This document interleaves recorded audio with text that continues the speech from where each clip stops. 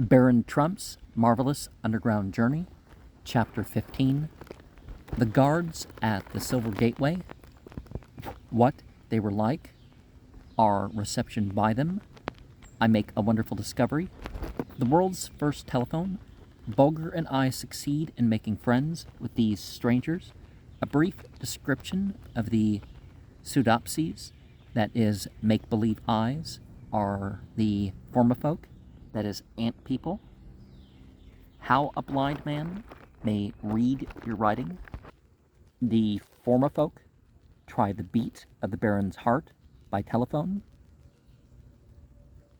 and I think they just have a cup on each end and a string, that sort of thing. So Bulger, with his dog to his left, holds it to his chest, and these people, dressed like elves with pointy hoods, hold the string, and there's a candelabra shining super bright, and another one that's not quite as big. O great Don Fum, master of all masters, what do I not owe thee for having made known unto me the existence of this wonderful world within a world?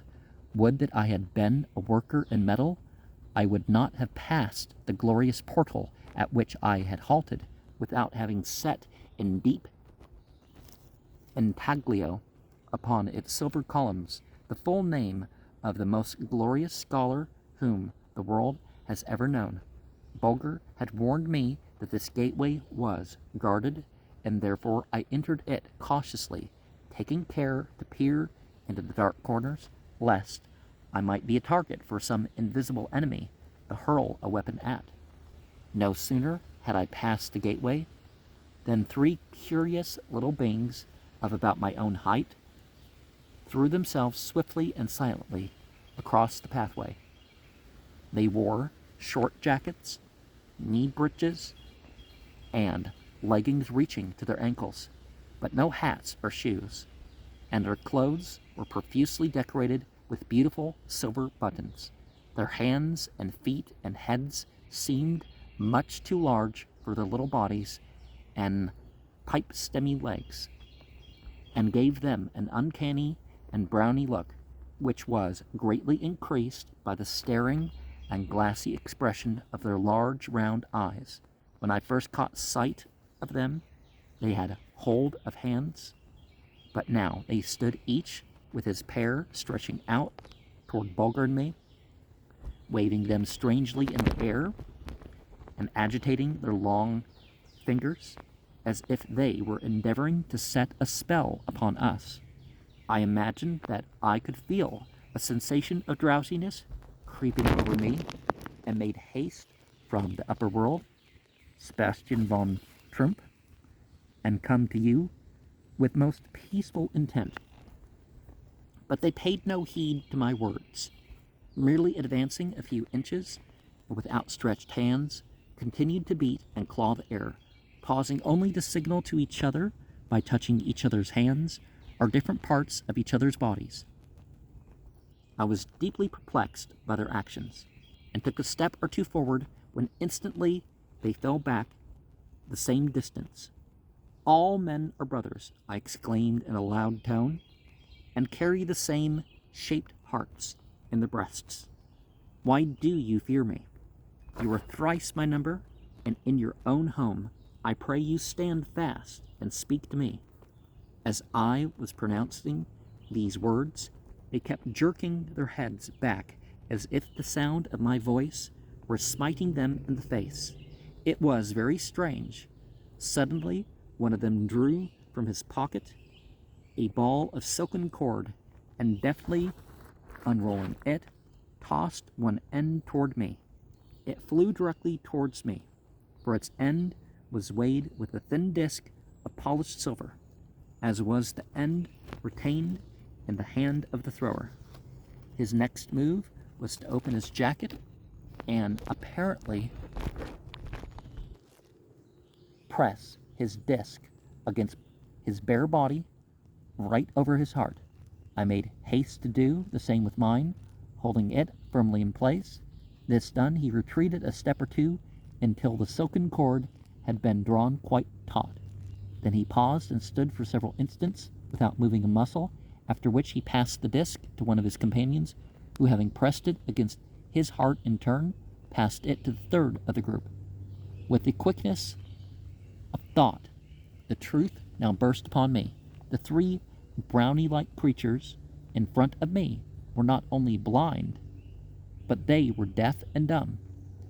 The one sense upon which they relied, and which in them was of most marvelous keenness, was the sense of feeling. The strange motions of their hands and fingers, so much like the beating and waving of an insect's feelers, were simply to intercept and measure the vibrations of the air set in motion by the movements of my body. Their large round eyes, too, had but the sense of feeling, but so wondrously acute was it that it was almost like the power of sight, enabling them by the vibration of the air upon the balls to tell exactly how near a moving object is to them.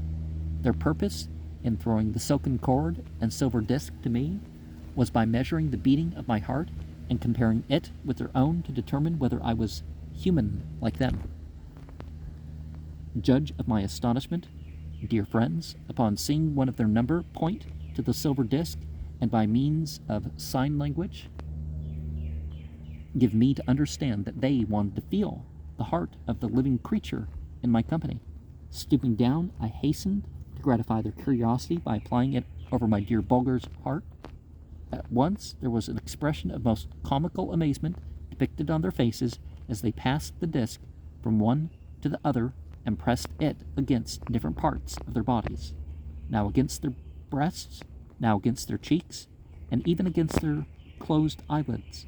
Of course, I knew that their amazement proceeded from the rapid beating of Bulger's heart, and I enjoyed their childlike surprise very much. All expression of fear now vanished from their faces, and I was delighted with the look of sweet temper and good humor that played about their features, now wreathed in smiles.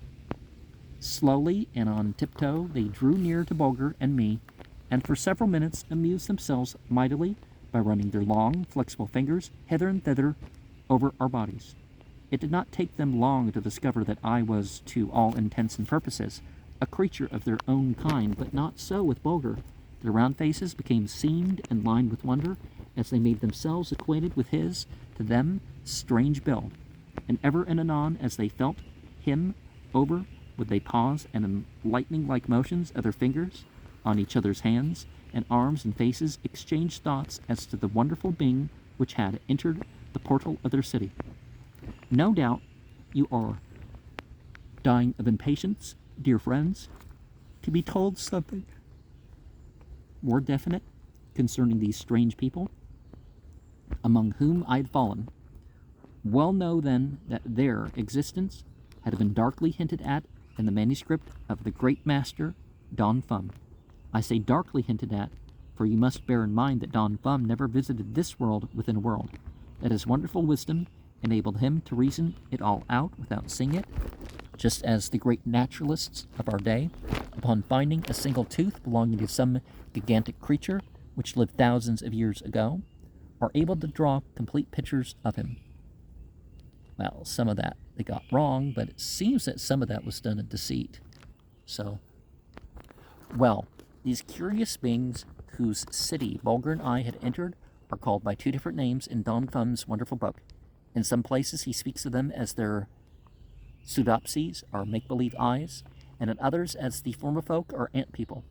Either name was most appropriate, their large, round, clear eyes being really make-believe ones, for as I've told you, they had absolutely no sense of sight, while on the other hand, the fact that they were deaf, dumb, and blind, and lived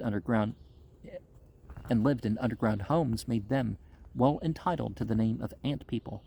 In a few moments, the three pseudopsies had succeeded in teaching me the main principles of their pressure language, so that I was, to their great delight, enabled to answer a number of their questions. But think not, dear friends, that these very wise and active little folk, skilled in so many arts, have no other language than one consisting of pressures of different degree, made by their fingertips upon each other's bodies. They had a most beautiful language, so rich that they were able to express the most difficult thoughts, to give utterance to the most varied emotions. In short, a language quite the equal of ours in all respects save one. It contained absolutely no word that could give them the faintest notion what color was. This is not to be wondered at, for they themselves neither had nor could have even the faintest conception of what I meant by color, so that when I attempted to make them understand that our stars were bright points in the sky, they asked me if they would prick my finger if I should press upon one of them. But you doubtless are anxious to know how the Formifolk can possibly make use of any other language than that of pressures. Well, I will tell you. Every pseudopsy carried at his girdle a little blank book, if I may so term it, the covers being of thin silver plates, variously carved and chased as the owner's taste may prompt. The leaves of this book also consist of thin sheets of silver, not much thicker than our tin foil. Also fastened to his girdle by a silken cord hangs a silver pen, or rather a stylus. Now when a pseudopsy wishes to say something to one of his people, something too difficult to express by pressures of the fingertips, he simply turns over a leaf of the silver against the inside of either cover, both of which are slightly padded, and taking up his stylus proceeds to write out what he wishes to say. And this done, he deftly tears the leaf out and hands it to his companion, who, taking it and turning it over, runs the wonderfully sensitive tips of his fingers over the raised writing and reads it with the greatest ease. Only, of course, he reads from right to left instead of from left to right, as it was written. So hereafter, when I repeat my conversations with the Formifolk, you will understand how they were conducted.